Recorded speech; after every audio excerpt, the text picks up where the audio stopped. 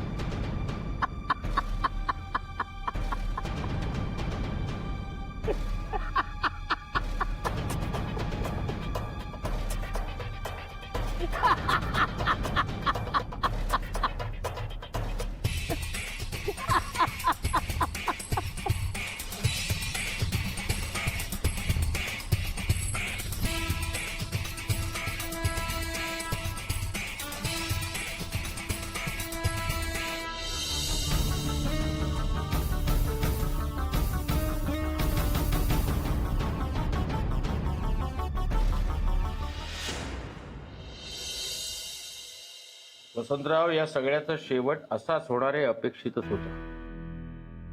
खरं बोलताय नानासाहेब, वाईटाचा शेवट हा वाईटच होतो आणि चांगल्याचा चांगलाच।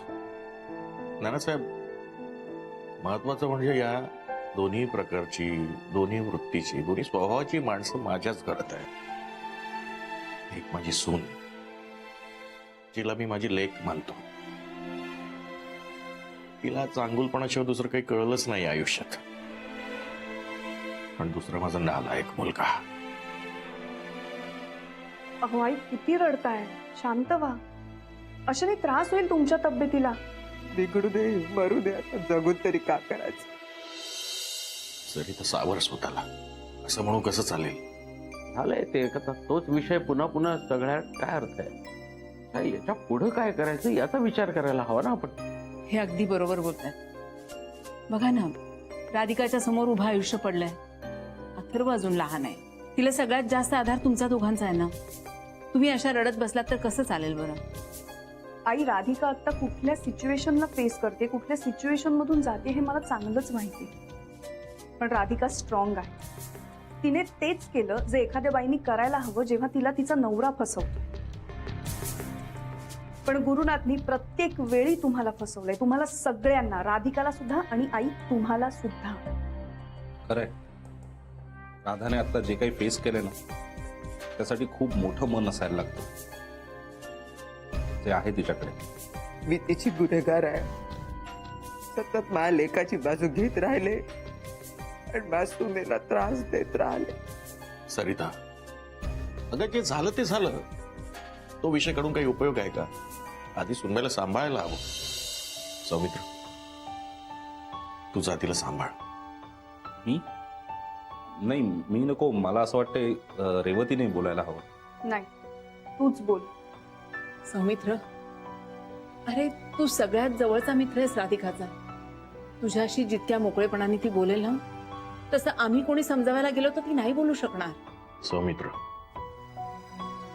अशा वेळी मित्रांना समजावलेलंच बरं। तुझा ठीक आहे, बोलतो मी तिच्याशी। ही वादळानंतरची शांतता आहे का अजूनही काही व्हायचं आहे?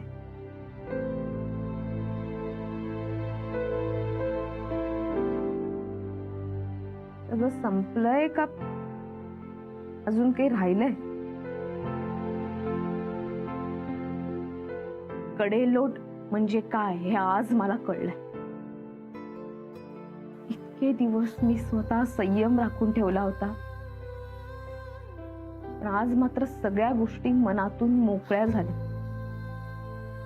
खरंच खूप हलकं वाटतंय। मनावरचं ओझं कोणीतरी काढून ठेवलंय असं वाटतंय। सगळं पाणी वाहून गेलंय, आता आयुष्याचा मार्ग मोकळाही झाला। पुन्हा एक नवा दिवस आणि आता पुन्हा नव्यानं सुरुवात।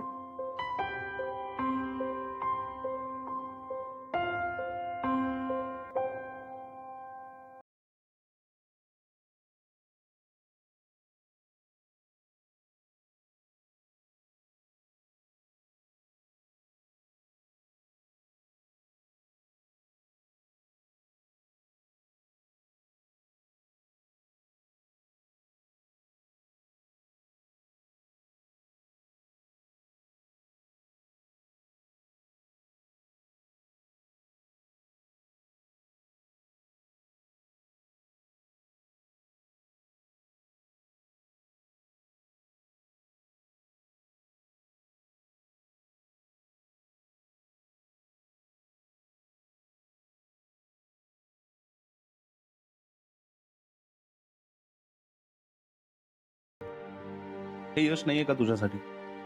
ते सुद्धा कोणाची साथ नसताना. असं कसं म्हणू शकतोस तू? मी सगळेजण होतात की माझ्या बरोबर सतत आहात. रेवतीनं मला या गोष्टीची जाणीव करून दिली नसती, कल्पना दिली नसती तर हे झालंच नसतं. यांचं खरं रूप माझ्या समोर कधी आलंच नसतं. आईंची काय अवस्था झाली पाहतोस ना तू. कसं सावरू मी त्यांना? बाबांना त्यांचा आत्मसन्मान कसा परत मिळवून देऊ? अथर्वला काय सांगू? तो घाबरलाय. काय सांगू त्याला? सांग ना. अथर्वला सगळं समजणार आहे हळूहळू. उलट वयाच्या मानाने खूप समंजस आहे. तू म्हणालीस तसंच मला भीती उलट जास्त आईंची वाटते. त्यांची खरंच खूप मनापासून इच्छा होती की तुमचा संसार छान व्हावा. त्यांना वाटणारच ना. स्वतःच्या मुलाबद्दल इतकं वाईट घडताना त्या नाही पाहू शकत. बरोबर आहे राधा, पण आपण सगळं नाही ना सांभाळू शकत. शेवटी संसार आहे ना, तो एकाचा असतो का? दोघांचा असतो ना. संसार टिकवण्याची जी उत्कट इच्छा तुझी होती ती कधी गुरुची होती का सांग? जी कर्तव्याची जाणीव तुला होती राधा ती त्याला कधीच नव्हती. जे एफर्ट्स तू घेतलेस ते गुरुने कधीही घेतलेले नाही. तू काय म्हणतोस ते सगळं कळतंय मला, पण एवढं सगळं करून सुद्धा संसाराच्या बाबतीत अपयशाचा ठपका बसलाच ना माझ्या माथ्यावर. असं नाहीये ग राधा, खरंच असं नाही. उलट तू किती प्रयत्न केलास संसार वाचवण्याचा, पण कोणामुळे तरी तुमचा संसार बिघडला म्हणून तू अपयशी ठरलीस राधा. त्याच्यापेक्षा तू वेगळ्या अँगलने का नाही बघत आहेस स्वतःकडे? एक असामान्य काम करतेस हे लक्षात येत आहे का तुझ्या? आजपर्यंत कधी नोकरीचा विचारही केला नव्हतास, पण आज 300 करोडची कंपनी चालवतेस राधा. हा जोक आहे का? हे यश नाहीये का तुझ्यासाठी? हे बघ राधा, जे झालंय ते आता झालंय. ते घडून गेले आणि ते आता कोणीही बदलू शकणार नाही. पण या दुःखामधून, या ट्रॉमामधून तुला लवकरात लवकर मानसिक दृष्ट्या बाहेर पडावं लागणार. आता या नात्यासाठी, या दुःखासाठी तू ऑलरेडी खूप एनर्जी आणि वेळ खर्ची घातलायस. पण आता तुझं बदललेलं रूप सगळ्यांना बघायचं आहे आता. त्यामुळे लवकरात लवकर ह्यातून बाहेर पड. आम्ही सगळे आहोत तुझ्या बरोबर. मी करेन प्रयत्न, पण मला थोडा वेळ दे.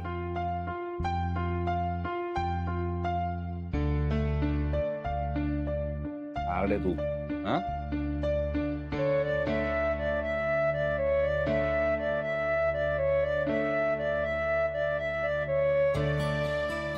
दुःखामधून, या ट्रॉमामधून तुला लवकरात लवकर मानसिक दृष्ट्या बाहेर पडावं लागणार. तुझं बदललेलं रूप सगळ्यांना बघायचं आहे आता. त्यामुळे लवकरात लवकर ह्यातून बाहेर पड.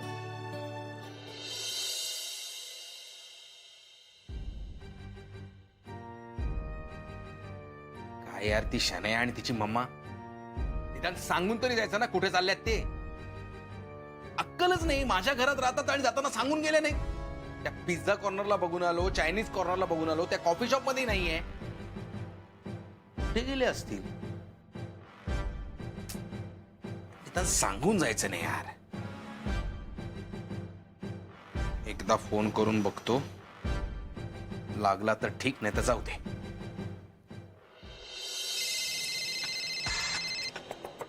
शानू बेबी चल लवकर.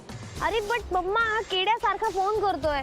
काय करू? उचलू का? नाही नको. चल चल चल. अरे मम्मा असं नको ना करायला. Is my bestie. अगं तो काळजी करतोय म्हणून फोन करतोय. शानू बेबी कोणी काळजी वगैरे काही करत नाहीये. तू चल बघू इकडनं लवकर. चल निघूया. पण आपण जायचंय कुठे? पुणे. पुणे तिथे काय पुणे? वट आपण आता पुण्याला चाललोय. हो पुण्याला जाऊया. चल लवकर निघ. मट मम्मा मला नाही बट जायचं. मम्मा चल ना लवकर निघ. आता उशीर होतो आपल्याला. आपल्याला काही करायचं नाहीये. मम्मा सोन्या, चल उडून जाऊया. चल चल लवकर. चल बेबी come on. चल बेबी. चल बेबी चल. चल बेबी चल बेबी चल. चल बेबी चल. चल बेबी. चल बेबी. Come on चल बेबी. चल बेबी fast.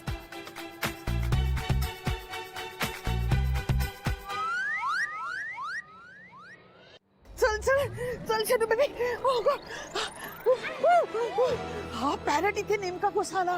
गॉड नोज यार मम्मा. पण हा जाम चिडलेला असणार आहे आपल्यावर. आपल्यामुळे तो जेल मध्ये गेला. जेलचं नाव काढू नको इडियट. चल लवकर निघूया पण इकडनं. तो गेला कुठे? सोन्या मी आलोय. खरा चोर सापडला. मला बाईजत बरी केला आता. बरी आहेस ना तू? हा. आता त्या मसालेवाल्या बाईला मी काही सोडत नाही. मसालेवाली बाई? कोण मसालेवाली बाई? Radhika focus Radhika focus. हा, तिला सोडूच नका तिला. हा? मला पण सोडणार नाही मी. मला मी काय केलंय? काय केलं? सोन्यामध्ये माझा जीव आहे, तरी पण तिला घेऊन माझ्यापासून दूर जात आहे. होय सोन्या तू माझी सोन्या. चल मम्मा चल. सोन्या अगं तुझ्यासाठी मी काय काय नाही केलं. बसावं तुम्ही. सोन्या अगं मी तुझ्यासाठी काय नाही केलं आणि तू मला बघून पळतीस. होय तू मला फ्री कर ना, त्याशिवाय मी कशी बोलू तुझ्याशी? हा फ्री. हा, free. हा 1 मिनिट फ्री करतोय, पण पळायचं नाही. माझी माणसं इथं 4 बाजूला मी पेरलेली आहेत, लक्षात ठेवा. चारी बाजूला? हा. हा, अच्छा. म्हणजे तुमचा तो कुडमुड्या ज्योतिषी ना? हा?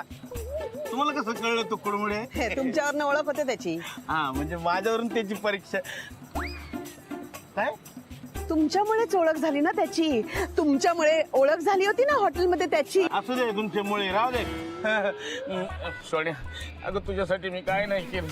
तुझ्यामुळं माझी पार वाट लागली. मी जेलमध्ये गेलो, माझ्यावर कोर्ट कचेऱ्या झाल्या आणि तू मला बघून पळतेस का? तुझ्याशी दोस्ती केली, मळ्यात बसून आपण एका बारदानावर बसून एक तो बर्गर खाल्ला दोघांनी मिळून, त्याची तरी आठवण ठेवायची. तुला एवढे शॉपिंग करून दिलं, तुझ्यासाठी एवढा पैसा खर्च केला, त्याची तरी आठवण ठेवून एकदा तरी मला जेलमध्ये भेटायला यायचं ना. पॅरेंट मी तुला कशी भेटायला येणार होते यार? तिकडे त्या गॅरी गॅरीनी कशाला गॅरीचं सगळं सांगते? आपलं दुःख लोकांना सांगायचं नाही शनू बेबी. दुःख? हा, दुःख. कसलं दुःख? नाही त्याला कळू दे ना, तो आपल्याला एवढं बोलतोय तर. गॅरीनी काय केलं की आम्हाला 1 पैसा पण दिला नाही ना, आणि आम्हाला आमच्याच घरात डांबून ठेवलं ना. खायला नाही प्यायला नाही दिलं, आम्हाला आमच्याच घरात डांबूनच ठेवलं. असं का? हो. तुमचं घर का? हो, आमचं घर. मला शेंडी लावताय काय? घर त्या केड्याचं का प्याड्याचं त्याच आहे. मी हे म्हणतात माझं घर आहे. हा, केड्याचं घर असू दे कोणाचंही, पण आम्ही त्या घरात राहत होतो ना, म्हणजे आमचं घर ना, त्याच्यात आम्हाला डांबून ठेवलं. खायला प्यायला पण दिलं नाही. बघा माझ्या शनू बेबीची काय वाट लागली, तिला काही खायला प्यायला पण दिलं नव्हतं त्यांनी. आणि ना आम्हाला संधीच मिळत नव्हती हो पळून जायची, म्हणून मग आज आम्हाला संधी मिळाली, आम्ही पळून आलो. आता आम्हाला कळत नाही आम्हाला कुठे जायचंय. आम्ही वणवण भटकतो, आमच्याकडे घर ना दार काहीच नाही. तुम्ही कुठे जायचं नाही, तुम्ही माझ्या घरी चला. मी इथं मुंबईत घर जागा घेतलेली आहे मोठी. आपण तिथं राहूया एकत्र. कारण काय माहितीये, नको तुमचा दुश्मन आणि माझा दुश्मन आता सेम आहे, त्यामुळे आपण एकत्र राहायला पाहिजे. Good idea. काय गुड आयडिया? आम्ही त्यापेक्षा पुण्याला जातो. पुण्याला विण्याला कुठं जायचं नाही. अरे काय जायचं नाही. हे बाबा हे उघड ती बिकी बिकी काय ती उघड.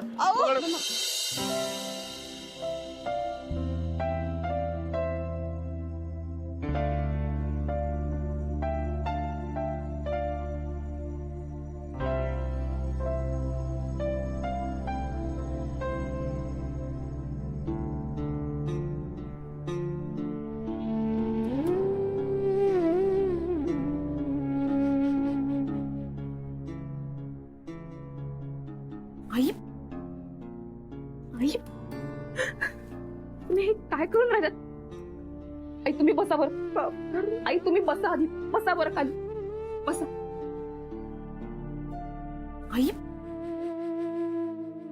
आई तुम्ही शांत व्हा बरं.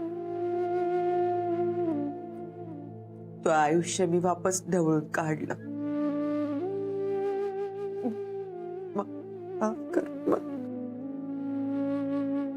गुरु गुरु गुरु मला का वाटायचं माहितीये राधिका? गुरु किचड मधलं कमळ आहे, त्याला काढायला थोडासा त्रास पडते, त्याला समजून घ्यायला थोडासा त्रास पडते. पण हा माझा वहम होता. गुरु स्वतःच किचड निघाला. त्यांनी सगळ्यांची आयुष्य बरबटून टाकली. फसवलं त्याने आम्हाला सगळ्यांना. मला नाही मीच फसले. मीच खूप मोठा गुन्हा केला आहे. पहा ना, मी त्याला पाठीशी घातलं. सतत त्या चुका दाबून धरल्या. तुझा सगळ्यात बरोबर असलेल्या नात्यांना काळीमा फसला. मी चूक केली. नाही आई, एक आई म्हणून नापास झाली पाहिजे. असं नाही आई, तुम्ही शांत राहा बरं. एका चांगल्या मुलीचं मन मी दुखावलं. कोणासाठी? माझ्या लेकरासाठी, माझ्या गुरुसाठी. सतत आई आई म्हणून वागत राहिले पा. पण खरं सांगू का राधिका, तू मला सांग बरं, माझं का चुकलं ग? पणापासून आपण जसं आपल्या लेकराला वाढवतो का नाही, एक आई वाढवते, ती संस्कार करते, अगदी तसंच मी त्याला वाढवलं. तो मोठा झाला त्यावेळेला त्या प्रत्येक वाक्य मी खरं मानत गेले, त्या प्रत्येक गोष्टीवर मी विश्वास ठेवत गेले. हे चुकलं. तुम्ही नका ना स्वतःला दोष देऊ. कारण दोषीच आहे पहा मी. सतत मायागुरु, महालेकरू, फक्त बालेकराचा मी विचार केला. एक आई म्हणून विचार करत राहिले. पण त्याही अगोदर मी एक माणूस होते ना. मग माणूस म्हणून मी त्या चुका त्याला दाखवायला पाहिजे होत्या का नाही? त्या चुकांवर मी पांघरून घालत गेले. ही खूप मोठी चूक केली आहे मी. आई आई बढत गेले. हे का असतं माहितीये? 9 महिने पोटामध्ये ठेवल्यानंतर ही जी नाळ असते ना, ती सहजासहजी तुटत नसते म्हणतात ना, तसंच आहे. आईचे दोषही येतात पोरांमध्ये. माझ्यामध्ये हे दोष असतील का बरं? म्हणूनच तर ते गुरुमध्ये आलेले आहेत. एक माणूस म्हणून मी चांगली वागली नाही ना, तसंच गुरु पण माणूस म्हणून चांगला वागला नाही. काय बोलून राहिलात तुम्ही? तू मात्र अथर्व बरोबर अशी वागू नको. त्या चुका त्याला दाखव, त्याला पाठीशी घालू नको, त्याला माझ्या गुरु सारखं बनवू नको. आई, मला समजून राहिलं तुम्हाला काय वाटतंय. मी एक आई आहे, मला कळतंय आई तुम्हाला काय त्रास होतोय ते. आता यांचा आणि आपला काही संबंध नाही. ते आता परत घरी येणार सुद्धा नाही. हे जरी परत घरी आले तरी मी यांना घरात घेणार नाहीये. आता एवढा चांगुलपणा माझ्यात नाही. त्याची योग्यताच नाहीये राधिका. मी पण आता सगळं विसरून जाईन. मी आता समजेन की बा पोरगा होता, आता नाहीये. नाही आई, असं नाहीये. मला फक्त इतकंच सांगायचंय की आता यांचा आणि माझा काहीही संबंध नसणार. आता आमची आयुष्य वेगळी आहे. राधिका, मला त्यावर काही भार नाही टाकायचा आहे. लवकरात लवकर मी आणि हे नागपूरला चालले जाऊ. आई, कसला भार? हे काय बोलून राहिलात तुम्ही? तुमचा मुलगा इथे नसला म्हणून काय झालं? मी तुमची मुलगी आहे ना. माझ्यासाठी थांबा, अथर्वसाठी थांबा. अथर्वला तुमची गरज आहे आई.